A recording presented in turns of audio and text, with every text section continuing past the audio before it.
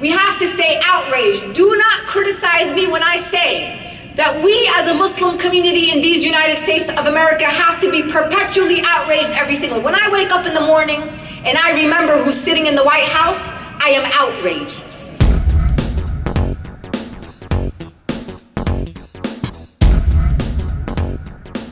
I want to share some advice to us and some observations in the very short time that I have. I want to talk about patriotism, and that is a conversation that we have in many elements of the Muslim community. I want us as Muslims, in particular those of us who are children of immigrants or immigrants ourselves, patriotism in your home country is different than patriotism in these United States of America. In this country, in the land of freedom of speech, in the land of democracy, dissent is the highest form of patriotism. So the most patriotic Americans, our heroes, the people that we say inspire us, whether it be Al-Hajj Malik Shabazz, Malcolm X, or Muhammad Ali, these are people who dissented against our government and against the very policies that oppress the communities that they came from. In these United States of America, if you sit back idly in the face of injustice, if you maintain the current status quo that not only oppresses Muslims but oppresses black people inside our community and outside our community, undocumented people, other minority groups and oppressed groups, you, my dear sisters and brothers, are then aligned with the oppressor. If you as a Muslim are standing on the sidelines, if you are neutral in the face of oppression in this country, you are not a patriot. You are aiding and abetting the oppressors in these United States of America. I will not be an aid or help any oppressor in this nation, oppress any community by my silence. You can count on me every single day to use my voice to stand up not only to people outside our community who are oppressing our communities, but those inside our community who aid and abet the oppressors outside of our community. There was a man who once asked our beloved Prophet Muhammad sallallahu alaihi wasallam, he said to him, what is the best form of jihad or struggle?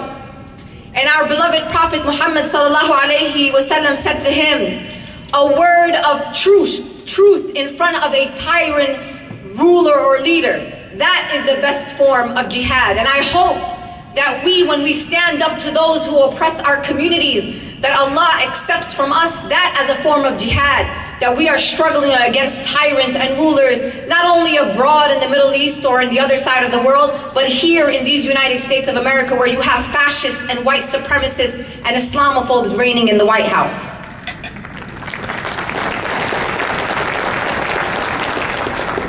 When you're at a fundraiser and you're giving $1,000 to Syria, I want you to continue to give to Syria. I want to continue to alleviate the suffering of our people. But I ask you to say to yourself, I'm going to give $1,000 to Syria. Maybe this time I'm going to give $800 to Syria. And then I'm going to take $200 and I'm going to give it to an organization like ICNA Relief, like ISNA. I'm going to give it to CARE. I'm going to give it to MASS. I'm going to give it to a local organization doing organizing work. I'm going to give it to a women's organization. I'm going to give it to a local clinic. Sisters and brothers, we need to diversify our resources and make sure that we are experts and have infrastructure and services in all aspects, not just building masajid, building masajid, building masajid. Sisters and brothers, it's been 16, almost 17 years since the horrific attacks of 9/11. And we still as a community find ourselves unprepared in so many moments. Why, sisters and brothers? Why are we so unprepared? Why are we so afraid of this administration and the potential chaos that they will ensue on our community? And we already saw their potential when they come out every few weeks. Muslim ban 1, Muslim ban 2, Muslim ban 3. They are relentless, they are persistent and consistent, and want to see how much we as a community can endure, and want to see who our friends are and how hard we're going to fight back against this administration. So I ask of you, my dear sisters and brothers, to support a whole range of organizations and services within the Muslim community. I'm an organizer. I'm a communication specialist. I know how to do social media and PR. That's what I know how to do. So if you know what my talents are, use my talents. When I know the talents of our sisters and brothers, I use those talents. And when we as a Muslim community have leveraged the skills across our community, guess what happened? We win. We have won major campaigns across this country, including incorporating Muslim school holidays within the New York City public school system. That was a campaign that leveraged every community member, parents, religious leaders, communicators, scholars, media professionals, and that's what we need to do on a whole landscape within the Muslim community. Our number one and top priority is to protect and defend our communities. It is not to assimilate and to please any other people in authority. Our obligation is to our young people, is to our women, and make sure our women are protected in our community.